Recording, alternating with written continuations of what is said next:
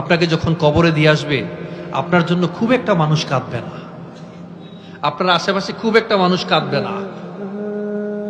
যে আপনাকে সবচেয়ে বেশি ভালোবাসতো, আপনার বাবা মা, যদি তার আগে আপনি চলে যান, তারা কাঁদবে। আপনার পোশাক জড়িয়ে রাখবে, আপনি যে জামাটা গায়ে দিতেন, পাঞ্জাবে গায়ে দিতেন, এটা বাবা মা ধরে রাখবে। আমার ছেলে সন্তান মারা গিয়েছে, কাঁদবে, অনেকদিন কাঁদবে।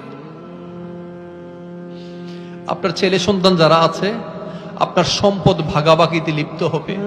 আপনি এখনো কবরে যান নাই, অথচ সবচেয়ে বড় জরুরি দোয়া হচ্ছে, আশীর্বাদ হচ্ছে, শুভকামনা হচ্ছে, আপনাকে যখন কবরস্থ করা হয়েছে, ওইখানে দাঁড়িয়ে আল্লাহর কাছে বারবার তার জন্য দোয়া চাওয়া। পৃথিবীতে যত ভাইবা দিয়েছেন, যত ইন্টারভিউ দিয়েছেন, সবচেয়ে কঠিন ভাইবা হচ্ছে এইটা।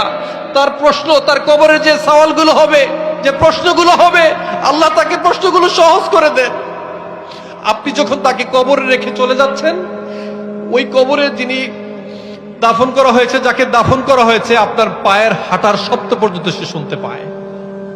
আপনি যদি দোয়া করতে পারেন তার জন্য, হে আল্লাহ, তার বিচারকে সহজ করে দেন, তাকে মাফ করে দেন, তার এই ভাইবাটা আল্লাহ সহজ করে দেন, তার জন্য এটা উপকারে আসবে।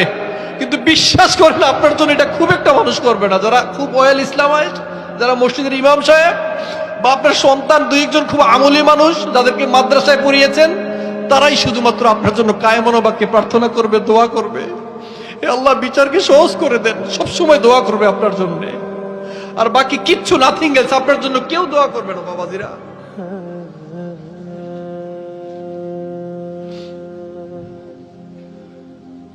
আপনার পায়ের হাঁটার শব্দ পর্যন্ত সে শুনতে পায়। আপনি কার জন্য করেছেন এত? কার জন্য করেছেন? অনেক হয়েছে ভাই, এবার একটু থামেন। Take a rest, take a breath and think regarding your death. All of us must die. There is no doubt in it. Everybody will have to taste what is death. Everybody will have to taste the death. মৃত্যুকে পালিয়ে বেড়ানোর কোনো সুযোগ নাই।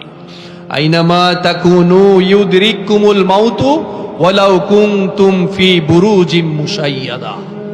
আপনি যেখানে লুকিয়ে থাকেন না কেন, যেখানে লুকিয়ে থাকেন, সাদ্দামের ব্যাংকারে যান, আর হিটলারের ব্যাংকারে যান, আর হোয়াইট হাউসে যান, বা পাশের দাদার দেশে লুকিয়ে থাকতেও আপনি বাঁচতে পারবেন না। একটু ভাবেন, জীবনে অনেক কথা শুনেছেন, অনেক আমল করেছেন, আমল করবেন, এই কথাগুলো একটু রিয়েলাইজ করার চেষ্টা করেন। আপনি মারা যাবেন, আপনি যদি ভালো করেন ভালো পাবেন, খারাপ করলে খারাপ পাবেন। এই জন্য হযরত ওমর বলতেন, মুতু কবলা আনতা মুতু, হাসিবু কবলা আনতু হাসাবু। Try to calculate yourself before your final calculation. মরার আগে একবার নিজের হিসাবটা করো না। কি করেছেন একবার নিজের হিসাবটা নিচে করেন না। আমি কার সাথে প্রতারণা করেছি, কার ধোকা দিয়েছি, কাকে ধোকা দিয়েছি, কার সম্পদকে আত্মসাৎ করেছি, কার ক্ষেতের আইল ঠেলেছি, কার সম্পদ ভোগ করেছি, একটু হিসাব করে দেখেন না বাবাজিরা, কারে ঠকিয়েছি।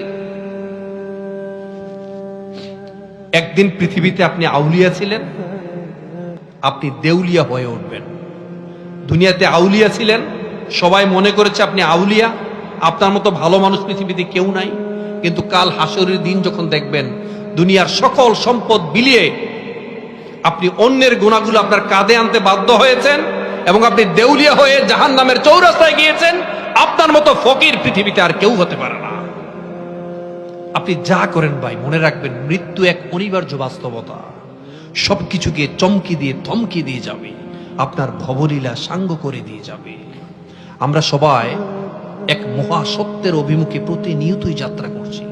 আমরা আমাদের প্রত্যেকের জায়গার দিকেই অগ্রসর হচ্ছি। আমরা প্রত্যেকে আমাদের হিসাবের দিকেই যাচ্ছি। কেউ জান্নাতে যাচ্ছি, অথবা কেউ জাহান্নামে যাচ্ছি। পৃথিবীতে বেঁচে থাকাটা যেমন সত্য, তার চেয়ে বেশি সত্য হচ্ছে আপনি মারা যাবেন। পৃথিবীতে বেঁচে থাকাটা যেমন আনন্দের, তার চেয়ে অধিক আনন্দের হচ্ছে মৃত্যু। যদি আপনার হুসনুল খাতিমা, যদি আপনার শেষ বিদায়টা সুন্দর হয়, তবেই আপনার মৃত্যুটা সুন্দর।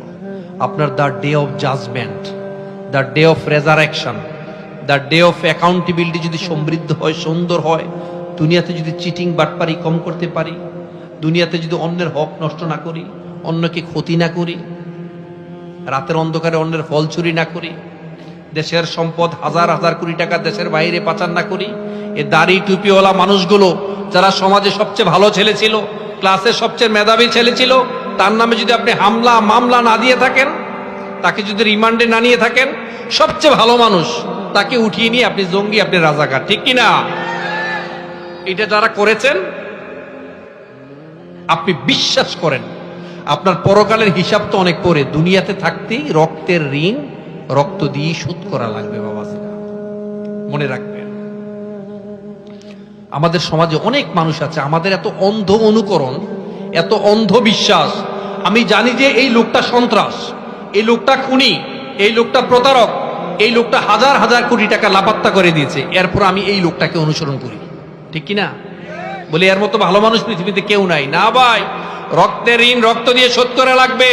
আপনি মানুষকে হত্যা করেছেন, মানুষকে গুম করেছেন, রক্ত জড়িয়েছেন, ততক্ষণ পর্যন্ত আপনার মৃত্যুই হবে না, যতক্ষণ না পর্যন্ত ওই অন্যায় আচরণটি আপনার সাথে করা হয়। অপেক্ষা করেন, আপনি যাবেন, আপনি শেষ হবেন। আপনাকে গোরস্থানে কবরে দিয়ে আসবে, বাঁশ দিয়ে চাপা দিবে, তারপর মাটি দিয়ে চাপা দিবে। অন্ধকার, এই অন্ধকার যেন আর শেষ হতে চায় না। এত অন্ধকার, আপনাকে রেখে চলে আসবে। অনেকে জানাজায় যাবে, বিরক্ত হয়ে যাবে, অনেকে জানাজায় বিরক্ত হয়ে যাবে, কারণ অনেকের মন খারাপ হবে, আমি যদি জানাজায় না যাই, একটু বিরক্ত হবে না কি না কি মনে করে।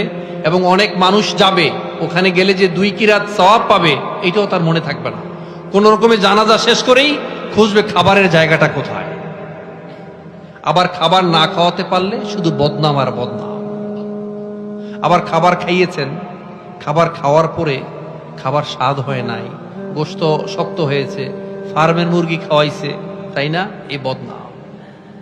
কিরামান কাতিবিনা ইয়ালামুনা মা তাফআলুন, all types of your activities are being recorded properly.